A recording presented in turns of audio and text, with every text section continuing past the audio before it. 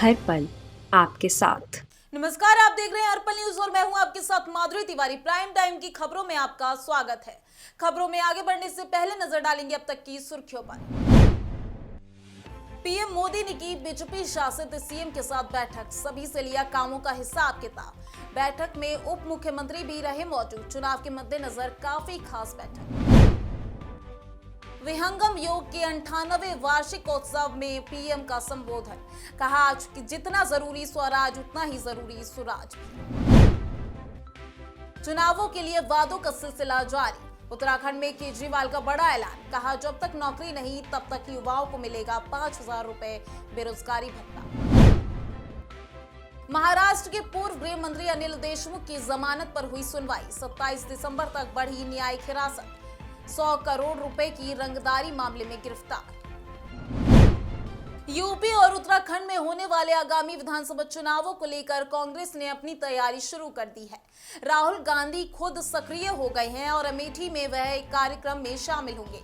UP में विधानसभा चुनाव जैसे जैसे करीब आते जा रहे हैं, वैसे ही यूपी के सियासी रण में प्रियंका गांधी पहले से ही काफी सक्रिय हैं और अब राहुल गांधी ने भी कमर कस ली है। प्रदेश में कांग्रेस का जन जागरण अभियान चल रहा है और साथ ही 18 दिसंबर को राहुल गांधी शिरकत करेंगे। साथ ही यहां पर 15 किलोमीटर की पदयात्रा करेंगे। उनके साथ प्रियंका गांधी वाड्रा भी पदयात्रा करेंगी। जौनपुर में सपा ने अपना विजय रथ निकाला। सपा अध्यक्ष अखिलेश यादव भी जौनपुर में ही मौजूद रहे। इस दौरान अखिलेश यादव ने गंगा नदी का जिक्र करते हुए यूपी सरकार पर जमकर हमला बोला। गंगा नदी के गंदा होने का दावा करते हुए यूपी के सीएम योगी आदित्यनाथ पर तंज कसते हुए कहा कि सीएम योगी ने गंगा नदी में डुबकी इसलिए नहीं लगाई क्योंकि वह जानते हैं कि गंगा नदी गंदी है। अखिलेश ने कहा बीजेपी ने गंगा की सफाई पर करोड़ों खर्च किए हैं, लेकिन सीएम योगी को पता है कि गंगा में गंदगी है, इसलिए उन्होंने उसमें डुबकी नहीं लगाई। आप लोगों का समर्थन और आपका भी समर्थन है, क्योंकि सच दिखाओगे तो आपके खिलाफ भी कार्रवाई हो जाएगी। इसलिए आपका समर्थन जोड़ करके और इन सबका समर्थन जोड़ करके सबका साथ लेकर के सबके सहयोग को, सबको सहयोग और सबकी भागीदारी को देते हुए हो सकता है उत्तर प्रदेश की जनता को समझाने में हम लोग कामयाब हो जाएंगे, तो 400 सीटें भी इनको हरा देगी भारतीय जनता पार्टी। बुलंदशहर में श्री द्वादश महालिंगेश्वर सिद्ध महापीठ के पीठाधीश्वर आचार्य मंजीत धर्मध्वज, बीजेपी जिला अध्यक्ष अनिल सिसोदिया, प्रदेश मंत्री अमित वाल्मीकि और बीजेपी के आला नेताओं ने रुद्राभिषेक किया। आचार्य मंजीत धर्मध्वज के सानिध्य में बीजेपी जिला अध्यक्ष अनिल सिसोदिया, प्रदेश मंत्री अमित वाल्मीकि और बीजेपी नेताओं ने राष्ट्र के नाम समर्पित किया। उन्होंने महालिंगेश्वर महादेव का रुद्राभिषेक किया। इसके बाद सिद्ध पीठाधीश्वर समेत बीजेपी जिला अध्यक्ष, प्रदेश मंत्री, आला नेताओं ने काशी विश्वनाथ में श्री काशी विश्वनाथ कॉरिडोर के लोकार्पण का मंदिर परिसर में लाइव प्रसारण देखा। इस मौके पर मंदिर के पीठाधीश्वर समेत बीजेपी नेता और शिव भक्त मौजूद रहे। प्रधानमंत्री नरेंद्र मोदी ने काशी यात्रा के दौरान सोमवार की आधी रात अचानक दोबारा विश्वनाथ मंदिर कॉरिडोर पहुंचे। साथ ही PM Narendra Modi Banaras railway station का जायजा भी लिया। उनके साथ मुख्यमंत्री योगी आदित्यनाथ भी मौजूद रहे। पीएम और सीएम करीब 20 मिनट तक धाम में टहल कर निर्माण कार्य का निरीक्षण करते रहे। प्रधानमंत्री मोदी ने इस निरीक्षण की जानकारी ट्वीट कर दी। मोदी ने लिखा कि काशी में अहम विकास कार्यों का मुआयना किया। ये हमारा प्रयास है कि इस पवित्र शहर को सबसे अच्छा इंफ्रास्ट्रक्चर दिया जाए। उन्होंने ये भी कहा कि हम रेलवे और कनेक्टिविटी को बेहतर बनाने के लिए सफाई, आधुनिक सुविधाओं और यात्रियों की सुविधानुसार रेलवे स्टेशन बनाने के लिए लगातार काम कर रहे हैं। मुसलमान से हिंदू बने वसीम रिजवी उर्फ जितेंद्र नारायण त्यागी ने शिया वक्फ बोर्ड की सदस्यता से इस्तीफा दे दिया। साथ ही उन्होंने मुतवल्ली पद से भी इस्तीफा दे दिया है। वक्फ एक्ट के तहत बोर्ड में सिर्फ शिया ही सदस्य रह सकता है। त्यागी ने बोर्ड की कार्रवाई से पहले ही इस्तीफा दे दिया है। मुख्यमंत्री मनोहर लाल आज भी वाराणसी के दौरे पर है। मनोहर लाल के दौरे का आज दूसरा दिन है। प्रधानमंत्री नरेंद्र मोदी ने मुख्यमंत्रियों के साथ बैठक की। मुख्यमंत्री मनोहर लाल समेत कई राज्यों के मुख्यमंत्री बैठक में मौजूद रहे। बीजेपी के राष्ट्रीय अध्यक्ष जेपी नड्डा भी बैठक में मौजूद रहे। उत्तर प्रदेश के जनपद अलीगढ़ के थाना सासनी गेट इलाके सराय पीताम्बर से सट्टेबाजी को लेकर दो सटोरियों के दो पक्षों के बीच झगड़ा हो गया। सट्टे को लेकर सटोरियों के बीच हुए झगड़े की सूचना पर पुलिस सटोरियों को पकड़ने पहुंची थी, जहां पुलिस टीम के ऊपर सट्टेबाजों ने पथराव करते हुए हमला कर दिया। इस दौरान सिविल वर्दी में आरोपी को पकड़ने पहुंचे सिपाही सचिन बुरी तरह से घायल हो गए। घायल सिपाही को गंभीर हालत में आनन फानन में उपचार के लिए जिला के मलखान सिंह अस्पताल में भर्ती कराया गया, तो वहीं सट्टेबाज मौके से फरार हो गए। पुलिस पर हमला करने के आरोप में पुलिस ने 9 नामजद लोग सहित 11 अज्ञात लोगों के खिलाफ मुकदमा दर्ज किया। बाहुबली विधायक मुख्तार अंसारी बांदा जेल में बंद है। 22 साल पुराने केस में आगरा की विशेष अदालत में वीडियो कॉन्फ्रेंसिंग के जरिए माध्यम से उसकी पेशी हुई। विधायक मुख्तार अंसारी की तरफ से उनके अधिवक्ता रवि अरोड़ा ने कोर्ट में प्रार्थना पत्र दिया। इसमें कहा कि मुख्तार अंसारी की जेल में तबीयत ठीक नहीं है, उनका बीपी काफी बढ़ा है। मुख्तार अंसारी ने भी कहा कि उनको पूरी तरह से इलाज नहीं मिला तो कोई भी गंभीर स्थिति पैदा हो सकती है। आगरा में बीते 2 साल में सौर ऊर्जा प्लांट की संख्या में 7 गुना वृद्धि हुई है। इसके परिणाम की हर साल करीब 1.20 करोड़ की यूनिट से बिजली की बचत होती है। साथ ही जिन घरों में सौर ऊर्जा प्लांट लगा हुआ है वह बिजली बिल भी बचा रहे हैं। ताजनगरी में 710 घर ऐसे हैं जो सूरज से ऊर्जा ले रहे हैं और हर साल करीब 1.20 करोड़ यूनिट बिजली बचा रहे हैं। इन्हें करीब 8.40 करोड़ रुपए का बिल नहीं भरना पड़ रहा है। लखनऊ आगरा एक्सप्रेसवे पर औरासा थाना क्षेत्र के मैनी भावा खेड़ा गांव के पास मंगलवार सुबह कार चालक की झपकी लगने से तेज रफ्तार कार डिवाइडर से टकरा गई। हादसे में दंपति और उसका बेटा घायल हो गया। आगरा में 24 से ज्यादा किसानों से करीब 1 करोड़ रुपए की ठगी का मामला सामने आया है। इन किसानों से मछली पालन में रकम दोगुनी का झांसा देकर रुपए लिए थे। ठगी का पता चलने पर पीड़ितों ने पुलिस से गुहार लगाई। आगरा में मछली पालन के नाम पर किसानों से 1 करोड़ रुपए से अधिक की ठगी कर ली गई। पीड़ित किसानों ने सोमवार को एसएसपी ऑफिस में प्रार्थना पत्र दिया, साथ ही मुकदमा दर्ज कर कार्रवाई की मांग की। मेरठ में धरने पर बैठे किसानों का आरोप है कि एक युवक की ठंड लगने से मौत हो गई। मृतक युवक भी धरने पर बैठा था। युवक की मौत से किसानों में भारी रोष है और युवक की मौत की खबर से पुलिस अफसरों में हड़कंप मचा है। आपको बता दें कि भूमि अधिग्रहण की नई नीति के तहत मुआवजे की मांग को लेकर शताब्दी नगर में भी भाकियों का धरना जारी है। वहीं कुछ किसान पानी की टंकी पर बैठकर धरना प्रदर्शन कर रहे हैं।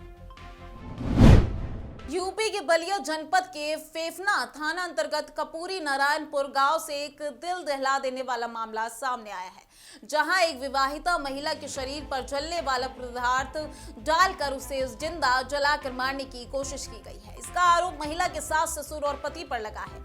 महिला बहुत बुरी तरह से झुलस गई है और उसकी हालत गंभीर बताई जा रही है। वहीं महिला के पिता के इस बारे में पता चला तो उन्होंने बताया कि उनकी बेटी को 8 दिसंबर को ससुराल के लोगों ने जलाने की कोशिश की थी।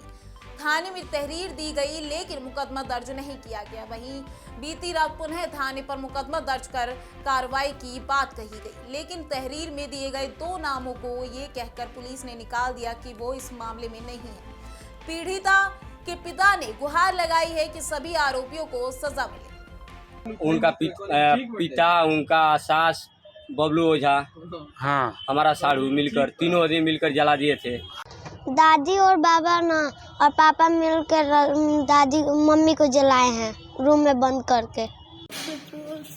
पेट्रोल से जराइले वालों कि किरासन तेल रहे? पेट्रोल से के रहे?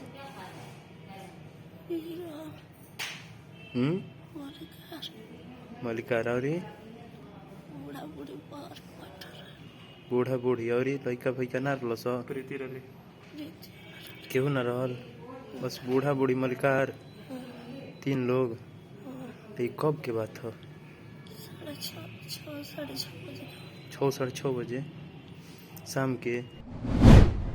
उत्तर प्रदेश के बागपत जनपद में देर रात 2 लड़कियों पर तेजाब फेंकने का मामला सामने आया है। सूचना पर पहुंची पुलिस ने झुलसी हुई दोनों लड़कियों को अस्पताल भेजा, जहां उनका उपचार चल रहा है। अब उनकी स्थिति सामान्य बनी हुई है। पीड़ित दोनों बहनों के पिता की तहरीर के आधार पर पुलिस ने आरोपी को गिरफ्तार कर लिया है। आरोपी ने किस वजह से दोनों पर एसिड फेंका, इस बात का पता नहीं चल पाया है। आज सुबह पुलिस को सूचना प्राप्त हुई कि एक रोशनगढ़ गांव पड़ता है बालाजी थाना क्षेत्र में।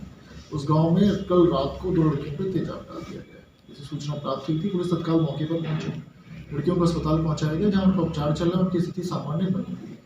इस संबंध में लड़कियों के पिता ने गाँव के ही एक लड़के जिसका नाम मुरसलीन है, उस पर आरोप लगाया है।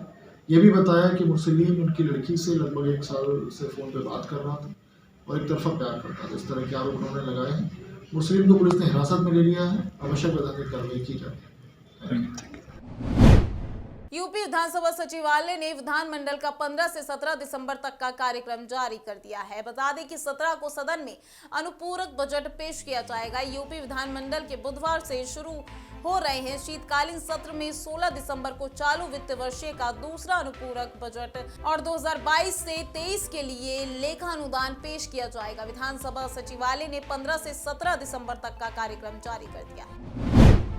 आगामी 2022 के विधानसभा चुनाव को देखते हुए आम आदमी पार्टी नेता और दिल्ली के मुख्यमंत्री अरविंद केजरीवाल उत्तराखंड में अपने 5वें दौरे पर मंगलवार को काशीपुर पहुंचे। 1 दिवसीय दौरे पर पहुंचे केजरीवाल ने कहा कि उत्तराखंड नवनिर्माण में महिला सशक्तिकरण का अहम योगदान होगा।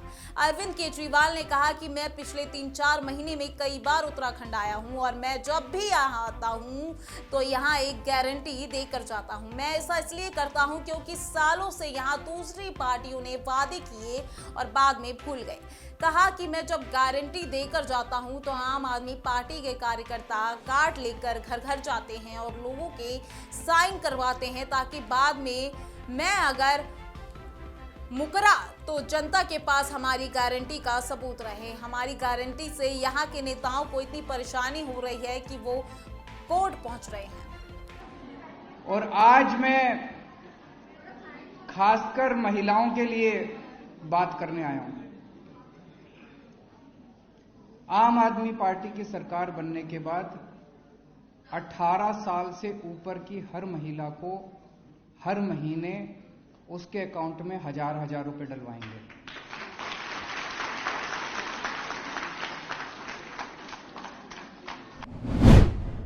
प्रदेश के 2 जिलों में बीते 24 घंटे में 12 नए कोरोना संक्रमित मिले हैं, जबकि 14 स्वस्थ हुए हैं। 139 सक्रिय मरीजों का इलाज चल रहा है। स्वास्थ्य विभाग के मुताबिक सोमवार को 1,19,088 सैंपलों की जांच रिपोर्ट नेगेटिव आई है। 12 लोग कोरोना संक्रमित पाए गए हैं। देहरादून जिले में 11 और चंपावत जिले में 1 संक्रमित मिला है। बाकी 11 जिलों में कोई संक्रमित मामला सामने नहीं आया है। कोरोना मरीजों की मौत नहीं हुई है। 14 मरीजों को ठीक होने के बाद घर भेज दिया गया है। प्रदेश की रिकवरी दर 96.02% और सैंपल जांच के आधार पर संक्रमण दर 0.10% दर्ज की गई है।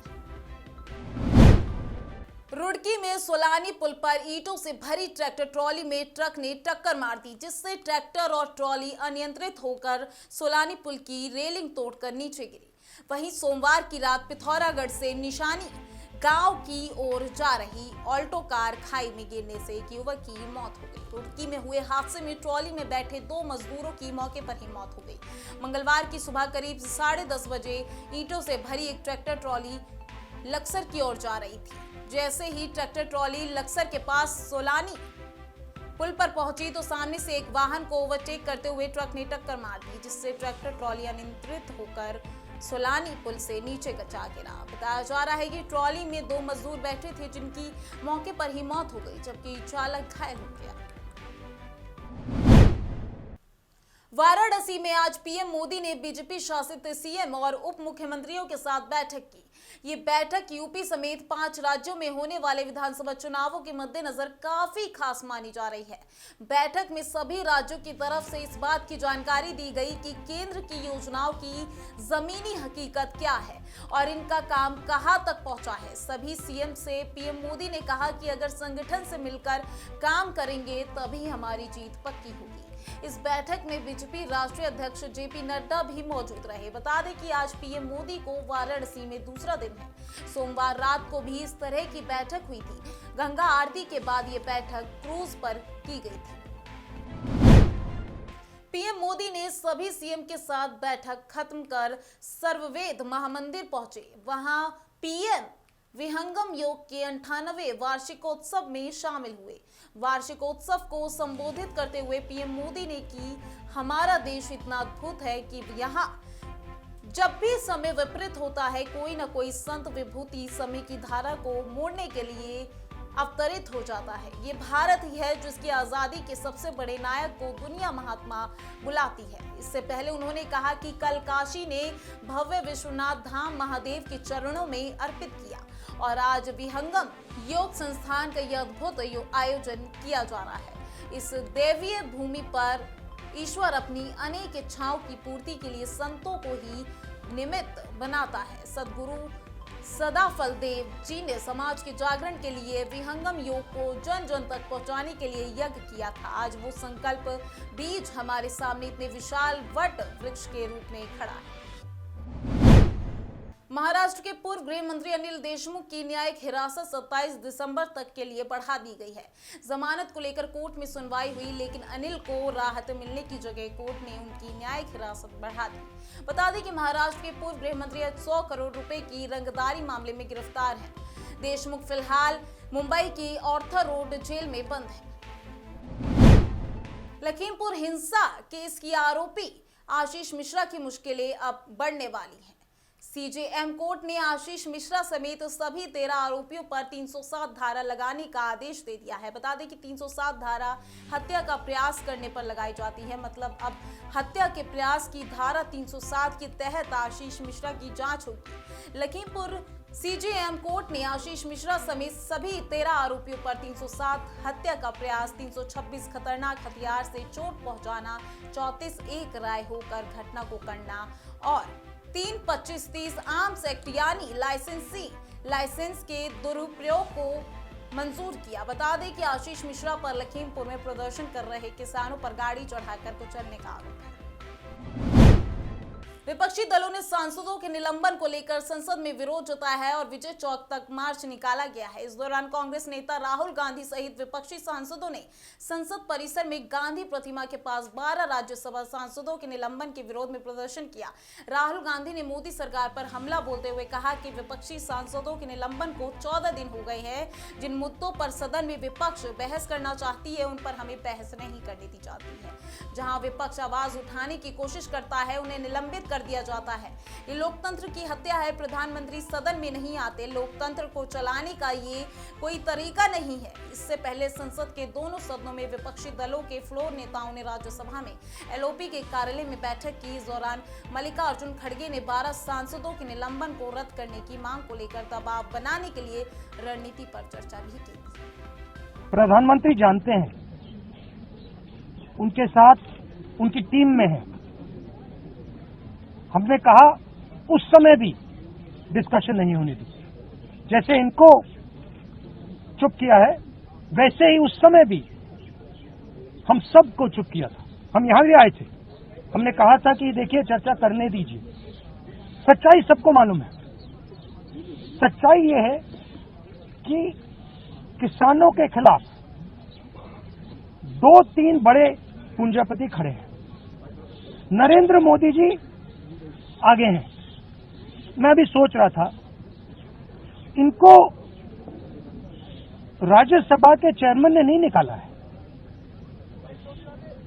इनको प्रधानमंत्री ने भी नहीं निकाला है, इनको उस शक्ति ने निकाला है जो किसान की कमाई और किसान की आमदनी चोरी करना चाहती है।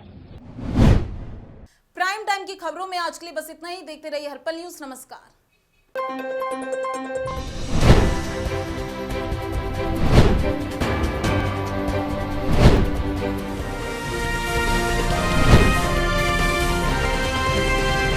हर पल आपके साथ।